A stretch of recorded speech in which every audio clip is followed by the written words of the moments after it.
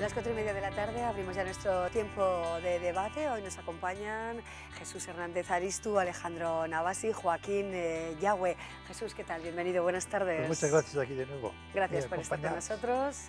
Alejandro Navas, ¿cómo estás? Buenas tardes. Buenas tardes. Gracias por acompañarnos también. Y Joaquín Yagüe, ¿qué tal? Bienvenido, Joaquín. Muy bien. Gracias por estar aquí. Muchas gracias. En el plato de Me Importas Tú, ustedes también pueden participar si lo desean, por supuesto. En nuestra tertulia siempre está nuestro teléfono a su disposición, el 948 1382 00. El primer tema que abordamos hoy es el fallecimiento a los 96 años de edad del académico, del humanista, del economista y escritor José Luis San Pedro, un hombre que nos ha dicho adiós, pero que nos ha dejado grandes ideas en esta sociedad. Tuvo mucho que ver, por supuesto, con el movimiento 15M y con ese manifiesto Indignaos de Stefan Hessel, también fallecido. Jesús, un triste adiós, pero también con parte alegre, ¿no? Bueno, yo creo que son de los personajes esos que se convierten en referencia para todas aquellas personas que aman la vida, que se enfrentan a la vida y que al mismo tiempo sacan lo mejor de ella. Y esta mañana he oído un poema suyo que me ha encantado, porque ha usado una imagen muy bonita, que es la del tren al que se sube uno en marcha y se baja uno en marcha también del tren. Y acaba diciendo una cosa tan bonita como y tan importante, sobre todo para nuestro tiempo, junto a las cuestiones un poco sociales, en no perderse de vista uno a sí mismo. Al final del trayecto se encuentra uno consigo mismo. Es un pensamiento fantástico. La autenticidad quizá es lo que destacaba, ¿no?, del profesor José Luis San Pedro, Alejandro. Sí, efectivamente, él fue un adelantado a su tiempo porque denunció con gran lucidez y casi carácter profético insuficiencias, lagunas del capitalismo hoy vigente, ¿no? Que luego, por ejemplo, recogería el 15M y otros movimientos, ¿no? Él supo intuir pues, esas facetas inhumanas de un régimen económico que aparece casi como sin alternativas, ¿no? Bueno, José Luis San Pedro, un profesor del que, ¿qué destacaríamos, Joaquín?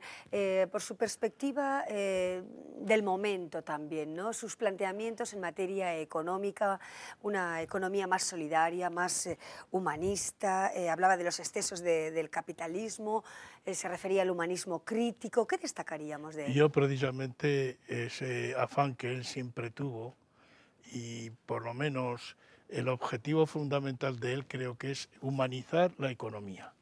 Humanizar la economía significaría pues decir, bueno, no estamos en crisis económica, lo que estamos en crisis de sistema. Los sistemas son los que están en crisis. Luego vamos a ver si esos sistemas que ahora pues están en boga, tratamos de cambiarlos y de ahí viene esa adhesión al 15M y esa adhesión suya y ese luchar siempre por humanizar, digamos, la economía. Y desde luego también leí una frase de él que me ha dejado impactado. Dice, yo soy el eterno aprendiz de mí mismo. Por eso, cuando dices que la vida es un tren que nos lleva y al final nos encontramos con nosotros mismos, es que enlaza perfectamente con esa frase que yo leí de él. Soy un eterno aprendiz de mí mismo. Y eso significa pues una humildad tremenda y al mismo tiempo un compromiso con la vida de primer orden. Y por último, y con esto acabaría, os diría también que aparte de esto, humanizar la economía habría supuesto pues el dejar de ver la economía desde un punto de vista digamos, total y absoluto, y bajar y descender y estar con las personas y vivir los problemas que esas personas tienen. Eso es lo que yo creo de José Luis San Pedro. Una economía más para el ciudadano, ¿no? Con otra orientación bastante diferente a la que hemos vivido al menos en estos últimos años. Como de modo anecdótico también nos decía Jesús antes de comenzar, ¿no?, que pidió un Campari antes de morir, ¿no? Por contar la curiosidad. Una cuestión muy interesante. A mí me ha ocurrido además con él, que lo han contado esta mañana y me ha parecido una manera fantástica de despedirse de este mundo. Me ha ocurrido con mi suegro y también con un amigo mío, compañero universitario en Alemania, que este último, antes de morir, la víspera de morir, pidió un vino Garcíbar de Arroniz. Y se lo servimos. Sí, O sea que fue fantástico. Yo creo que es también un poquito, son personas vitalistas que nos enseñan que por encima de las circunstancias vitales en las que todos nos encontramos, y que, como decía un gran filósofo que conocí, Kückelhaus, nunca fue la vida un terrón de azúcar. Y no le he olvidado esa frase, porque siempre hay circunstancias que nos obligan a adecuarnos a situaciones complejas y difíciles. Pero por encima de todo, y esto es quizá lo que podemos rescatar de estos personajes como San Pedro, es precisamente su humanismo. El que a pesar de todo no han podido las circunstancias con su personalidad, antes al contrario, y nos han dado indicaciones para seguir nosotros nuestro tren en marcha. Un hombre comprometido con su tiempo, que desde luego supuesto, cuya vida sí. no fue un terrón de azúcar tampoco, Sí. tuvo que participar en la guerra, en los dos bandos, estuvo luchando en Melilla, en Cataluña, en Guadalajara, en Cuenca. La verdad es que tuvo también una vida difícil, sin duda alguna, ¿no, Alejandro? Sí, también yo resaltaría que no se cansó. Mucha gente al ser ya mayor, jubilada, puede decir, bueno, pues ya he cumplido mis objetivos. Él hasta el final fue fiel a sus ideales, incluso con una energía creciente, si cabe, ¿no? O sea que esto nos muestra cómo la vejez es más bien un estado de ánimo, sino tiene una causa para luchar, objetivos, metas, ideales, sigue siendo activo y se sabe joven hasta el final, ¿no? Bueno, está claro que el movimiento 15M tiene que respetar de alguna manera, ¿no?, también a sus dos principales valedores, quizá, como fue Stefan Hessel, también fallecido, como decíamos, y José Luis San Pedro. Sería interesante, ¿no?, que los planteamientos que ellos hicieron guiaran un poco el caminar de este movimiento. Pues sí, yo creo que sí, porque como él decía, este mismo José Luis decía, y decía muy bien que, en fin, hablamos demasiado de competitividad. ¿Y por qué no hablamos más de solidaridad? Creo que ahí está resumida toda su filosofía, toda su ética económica, por así decirlo. Porque para mí, evidentemente es un gran humanista, pero dentro de su humanismo yo destacaría la ética que él, pues, no sé si por ósmosis con aquellos con los que tuvo que exilarse Tierno Galván y José Luis López Aranguren, por ósmosis él se impregnó de esa ética no política, sino de una ética económica, que al fin y al cabo se resuelve en ética política, eso está desde luego así. Bueno, pues comenzamos hoy nuestra mesa de reunión, nuestra mesa de actualidad, hablando de la figura de José Luis San Pedro, y ahora nos fijamos ya en los temas más propios de nuestra comunidad foral, que desde luego tienen que ver también con la economía y con la ética y sobre todo con las personas más necesitadas, porque hoy el Gobierno de Navarra, a través del consejero allí, nos ha dicho que no va a reducir la renta básica que cobrarán 13.465 familias este año. ¿Será esto suficiente? Lo vemos. Esto no es suficiente para la plataforma en defensa del derecho de la renta básica, que pide la modificación de la Ley de Inclusión Social y la vuelta a la anterior norma, introduciéndole mejoras. Lo que nos parece esencial es mantener la renta básica como prestación social garantizada y como derecho social garantizado, y esto pasa por no excluir a parte de la población. La actual renta de inclusión social excluye a varios sectores de la población. Bildu, Nabai, Izquierda Esquerra y Geroa Bai escucharon su petición.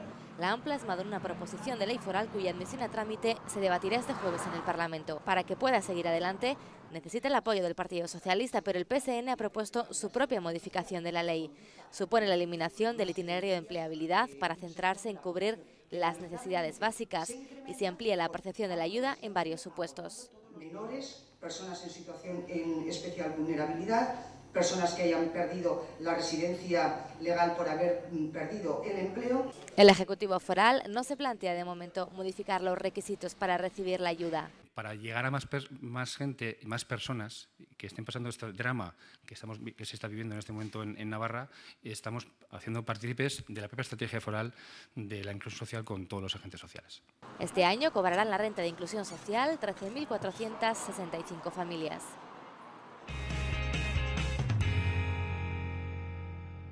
Y nos quedamos con ese dato, el número de familias que van a recibir esta renta, que tienen que recibir, que es su forma de vivir, con esa ayuda, ¿no?, que da el Gobierno de Navarra, la Administración Pública, Jesús. Sí, y al mismo tiempo hay que considerar aquellas que no lo van a recibir. Quizá hubiera sido interesante que nos hubieran dado también el dato de las personas que ya no tienen esa prestación. De todas las maneras, creo que es importante que se recupere y que se asegure ese mínimo. Eso nos plantea en realidad una cuestión que alguna vez la tendremos que abordar, y es que hay unas necesidades mínimas en las sociedades como la nuestra y desarrolladas que habrá que cubrir, y tendremos que ver un poquito cómo lo hacemos, pero no puede ser que haya poblaciones que por unas razones sociales, laborales o por otras razones estén excluidas de la vivienda, de la comida y del vestido, que son tres necesidades, digamos, de primer nivel, y que habría que cubrirlo de la manera para todos, universal y para todos, para situaciones generalizadas. Hace mucho tiempo que se discutía en otros ámbitos la necesidad de un salario mínimo para todos, y de ahí para arriba cada uno que se las arregle como pueda, pero garantizar un sueldo para todos. Esa discusión, si sigue, por ejemplo, el paro que tenemos en España, será una discusión que habrá que introducir en la sociedad. Más de 56.000 personas aquí en Navarra se encuentran en situación de desempleo, muchas familias que lo están pasando muy mal, que tienen que ser perceptoras de esta renta básica, de esta renta de inclusión, que como vemos, bueno, pues en principio son muchas las familias que la van a recibir, pero el sistema no convence a las personas que trabajan con las personas, valga la reiteración, más desfavorecidas, ¿no, Joaquín? Hombre, pero es que si queremos llegar a una sociedad solidaria, tenemos que llegar a esto, ¿no?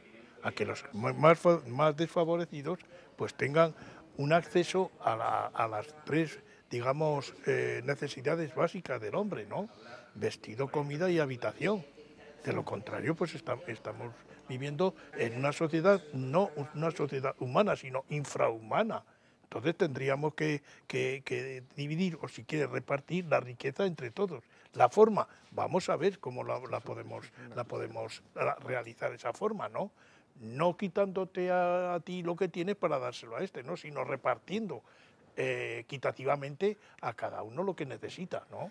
Que eso sería una justicia, y la justicia distributiva, que es lo que nos manda el sentido común y la ética de cada sociedad, ¿no? Exactamente, renta de inclusión, personas en situación de paro, personas en situación de desahucio, como hemos visto estos últimos días, que se ha tratado también de evitar un desahucio, y la plataforma de afectados por la hipoteca, que sigue insistiendo en cambiar la ley, que sigue insistiendo además bueno, pues en diferentes métodos. Esto nos hace pensar también en los scratches, es un tema del que venimos hablando. Me gustaría también que nos dierais vuestra opinión. Se ha planteado incluso llevar a cabo una acción de este tipo aquí en Navarra contra dirigentes del Partido Popular en nuestra comunidad. Alejandro, ¿qué opinión te merece este planteamiento, ¿no? Bueno, entiendo que haya mucha gente indignada, por supuesto, ¿no?, ante limitaciones, carencias, injusticias clamorosas, ¿no? Ahora también estoy por el Estado de Derecho, respeto a la ley. No me cae muy bien Ada Colau porque es una empleada pública. Trabaja en una ONG cuyo 95% de presupuesto viene del Estado. O sea, ella es como una funcionaria pública, ¿no? Entonces, ella sale a la calle para movilizarse contra el Estado que le da de comer. Creo que eso no es muy coherente, ¿no? O sea, como siempre, hay una indignación objetivamente respetable y líderes con intenciones políticas, antisistema, desestabilizadoras, izquierda opositora, como no trabaja en el Parlamento, lo hace en la calle. Creo que eso al final acaba adulterando un poco el sentido de una protesta razonable, ¿no? Sí, ¿Se adultera ese sentido, Jesús? Yo creo que hay que dejar bien claro, por lo menos es mi posición, scratches nada, absolutamente no, porque todas las personas, también los políticos sobre todo, representan a sectores de la población que les hemos dado el mandato para que nos gobiernen. Se podrá criticar su actuación, se podrá hacer incluso oposición extraparlamentaria, como se han hecho en otros estados y en otros momentos. Todo eso está bien, pero entrar en el ámbito donde una persona con su familia no se pueda mover sin estar sometido a gritos, a insultos, etcétera, creo que eso no es ni siquiera, no solamente no es democrático, sino que no es hasta ni de buen gusto y de, digamos, de buenas formas sociales.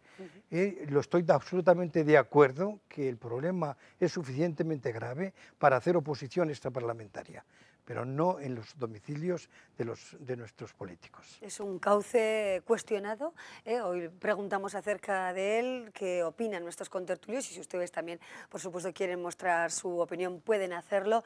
¿Qué opináis, Joaquín, acerca de esta forma de canalizar un planteamiento que, por otra parte, todo el mundo comprende, la indignación popular en cuanto a la situación económica, la política de desahucios, bueno, que muchas personas se queden en la calle? Realmente nadie está a favor de eso, ¿no? Hay formas y formas. Esta forma que se ha adoptado así por las buenas y yo tomo la justicia por mi mano, eso no, de ninguna manera. Hay otras formas de protesta, hay otras formas de reivindicaciones. Más que de protesta, esa palabra no me suele gustar a mí mucho, porque la protesta por protestar, ay Dios mío, hay otras formas de reivindicaciones, bien sean parlamentarias, extraparlamentarias, como dice aquí el colega, y hay también formas también que te las dicta el sentido común. Vamos a sentarnos todos en una mesa y a ver qué es lo que hacemos, a ver qué es lo que podemos hacer. Este es el problema, vamos a abordar el problema, pero no con esas estridencias en la calle y algaradas callejeras contra determinadas personas, porque eso no es democracia, eso es otra cosa. Eso es otra cosa que todos sabemos. Bueno, reflexiones acerca de al menos 3 temas de la actualidad de esta jornada, una actualidad que desde luego en el ámbito nacional viene marcada también por la Casa Real, por la absolución de Camps en torno al caso Gürtel, la polémica de los trajes. Bueno, son muchos los temas de actualidad que nos podrían dar desde luego para un Me Importas Tú muy largo, pero hoy de momento dejamos aquí la tertulia y otro día seguiremos charlando. Jesús, muchísimas gracias. A vuestra disposición. Alejandro, Pues muchísimas gracias. Joaquín. De los trajes sabemos poco, yo no entiendo de trajes. No llevamos hoy traje, ¿no? Así que... Pero siempre se puede cortar. Hombre, siempre se puede cortar algún traje, ¿no? Muy bien, compañeros, muchísimas gracias. Nosotros seguimos enseguida, después de una breve pausa, otros temas de la actualidad.